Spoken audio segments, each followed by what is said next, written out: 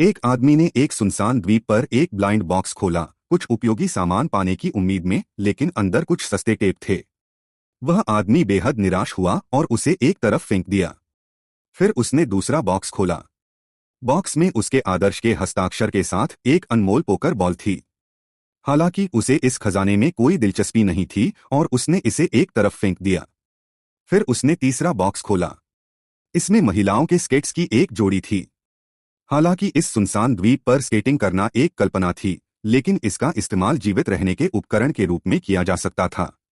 Jack ने इसे गंभीरता से रख दिया। फिर उसने एक और बॉक्स खोला। उसके सामने एक हाई एंड तेंदुए प्रिंट स्कर्ट दिखाई दी। जैक ने तुलना करने के लिए स्कर्ट को उठाया और पाया कि यह उसके साथ असंगत था, लेकिन उसने इसे फेंका नहीं। इसके बजाय उसने स्कर्ट पर काले रेशम को उठाया और भारी रेशम में डूब गया। फिर उसने स्कर्ट को मोड़ा और उसे उपयोगी तरफ रख दिया।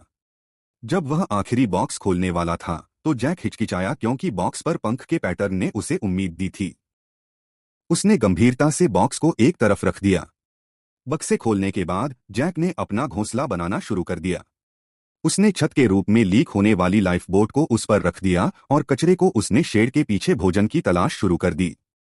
उसने अपनी स्कर्ट पर काले रेशम का इस्तेमाल करके एक साधारण रेत का जाल बनाया और आसानी से एक बड़ी मछली पकड़ ली। उसने 3 दिनों से मांस नहीं खाया था, इसलिए उसने मछली को एक ही घूंट में निगल लिया। इसका स्वाद बहुत स्वादिष्ट था। अधिक स्वादिष्ट भोजन पकड़ने के लिए उसने अपनी स्केट्स से छड़ी को तेज किया और फिर एक बड़े केकड़े पर सटीक रूप से हमला किया। जैक मुस्कुराया और सोचा कि यह बड़ी मछली की तुलना में बहुत अधिक स्वादिष्ट होना चाहिए।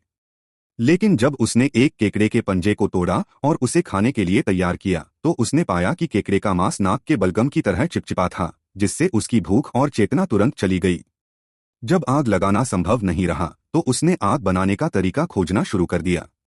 उसने लकड़ी पर कटा हुआ कागज लगाया और आग जलाने के लिए लकड़ी में छेद करने की सबसे प्राचीन विधि शुरू की। हालांकि उसने खुद को बहुत ज्यादा आंका और आग बनाने की कठिनाई को कम करके आंका। वह दिन रात और रात दिन ड्रिल करता रहा, जब तक कि उसकी हथेलियां फफोले नहीं पड़ गईं और वह थक गया। उसने हार मान ली। वह आग जलाने में विफल रहा और उसे जलाने के लिए केवल कठोर नारियल के मांस का उपयोग कर सकता था। अचानक उसे प्रेरणा की एक चमक मिली और ऐसा लगा कि उसने आग जलाने का एक तरीका सोच लिया है।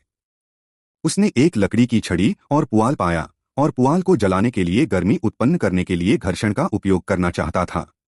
हालांकि भले ही उसने अपनी सभी तरकीबें इस्तेमाल की हों, फिर भी यह अप्रभावी था। इससे भी अधिक घातक यह था कि लकड़ी की छड़ी अचानक टूट गई। वह भी घायल हो गया और जैक पूरी तरह से गिर गया। वह केवल चिल्लाकर अपना दबा हुआ गुस्सा निकाल सकता था। हालांकि वास्तविकता चाहे जितनी भी क्रूर क्यों न हो, उसे जीवित रहना जारी रखना था।